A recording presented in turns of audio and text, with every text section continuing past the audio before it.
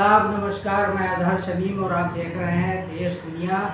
दोस्तों, बाबरी मस्जिद राम मंदिर पर आस्था की बुनियाद पर जो फैसला दिया गया था उसको मान लेना शायद हम मुसलमानों की सबसे बड़ी गलती थी।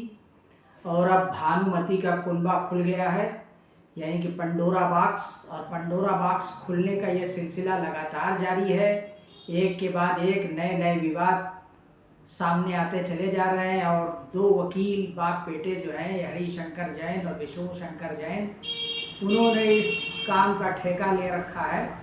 किसी भी व्यक्ति ने या किसी भी अनजान संगठन ने कोई भी किसी अदालत में जाकर एक पिटीशन दाखिल की, एक याचिका दाखिल की, उसके बाद वो चर्चा में आ गया, उस पर डिबेट होने लगी। गोदी मीडिया 24/7 उस पर डिबेट चलाने लगा, एक माहौल सा बनाने लगा और वो मुकदमा खड़ा हो गया।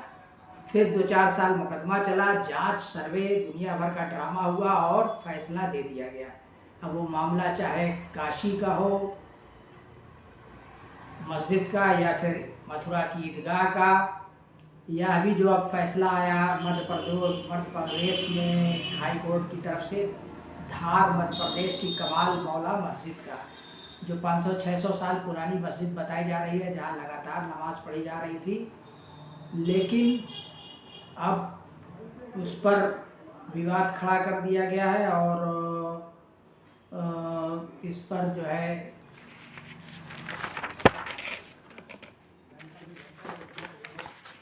फैसला आ गया है और इस पर लंबा। बाबरी मस्जिद को तो रात के अंधेरे में वहां पर मूर्तियां रखकर मिंबर रसूल पर मस्जिद को बंद कर दिया गया। यह तो पोजीशन आज भी है। मैंने कहा था कि बाबरी मस्जिद राम मंदिर का जजमेंट गलत जजमेंट है, जो आस्था की बुनियाद पर दिया गया है। और मैंने कहा था कि ये जजमेंट जो आज उस वक्त आया था, ये ऐसे कई चीजों को खोल देगा। तो उस वक्त कई लोग मुझसे कहे थे कि वैसे तुम खामोश बैठो। मैंने कहा आज खामोश बैठेंगे जो खामोश बैठने के लिए मुझसे कह रहे हैं। आज देख लो आज क्या हो रहा है।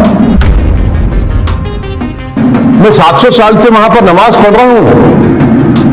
कोई PIL डालता है 226 में और court cannot pass an order on declaration of possession और टाइटल। आप टाइटल दे देते हैं उनको, जबकि सिविल सूट चल रहा है उसका। ये जजमेंट कॉन्स्टिट्यूशनल वैल्यूज के मुताबिक नहीं है।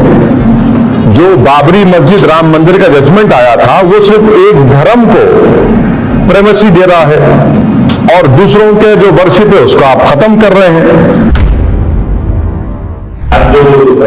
हाईकोर्ट का जो फैसला आया है वो सजा से रिलेटेड, उसको आप कैसे देख रहे हैं? क्योंकि बहुत दिनों से चल रहा था और आपने ट्वीट करके कुछ कमेंट भी किया है कि अयोध्या की तरह दिख रहा है, लेकिन लोगों का ये कहना है कि अयोध्या उसमें अंतर था क्योंकि ये ASI के संरक्षण है।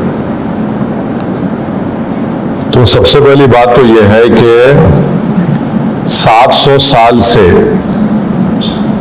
ये मस्जिद है और यहां पर नमाज अदा की जा रही है। दूसरी बात यह है कि ये क्यों कह रहा हूं मैं, इसलिए कि ये वक्फ बाय डेडिकेशन है और इसको धार के उस वक्त के अर्सवाइल स्टेट ने इसको मुसलमानों के लिए दिया और वहां पर मस्जिद में नमाज पढ़ रहे हैं। दूसरा पॉइंट यह है कि 1904 में कलेक्टर ने इसको रिलिंक्विश किया और वो एक्ट था सेक्शन 4 and 13 ऑफ 1904 एक्ट। तीसरा बात यह है जो आपको समझने की जरूरत है, जो हम पे नहीं उठा रहे हैं। धार स्टेट गजट है 1935 का, उसमें ये बताया गया है कि ये जगह मस्जिद है और गवर्नमेंट ने इसको रिलिंक्विश किया, गार्डियनशिप से मुस्लिम कम्युनिटी को दिया। और फिर 1985 में ऑफिशियल गजट एंट्री नंबर 62 में उस वक्त के 1954 एक्ट के तहत, वो बंद करो भाई, 1954 एक्ट के तहत ये वक्फ की गज़ीट भी है। पांचवी बात यह है कि ये प्लेसेस ऑफ वर्शिप एक्ट के भी खिलाफ है। 1991 प्लेस ऑफ वर्शिप अब क्या बोलता है सेक्शन 4 उसका, कि जो मस्जिद का, मंदिर का, गुरुद्वारे का या बौद्ध धर्म के जो भी जिस सिख धर्म जो 15 अगस्त 1947 थी उसको चेंज नहीं किया जा सकता। छठी बात यह है कि ASI का कानून है जो ये कहता है कि आप किसी भी प्लेस ऑफ वर्शिप के नेचर और कैरेक्टर को चेंज नहीं कर सकते। अब आप आ जाइए कि अब आपने कहा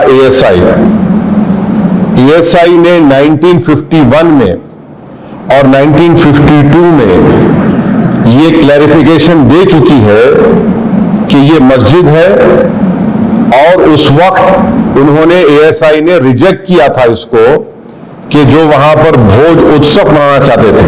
51 और 52 का ASI के ऑर्डर है।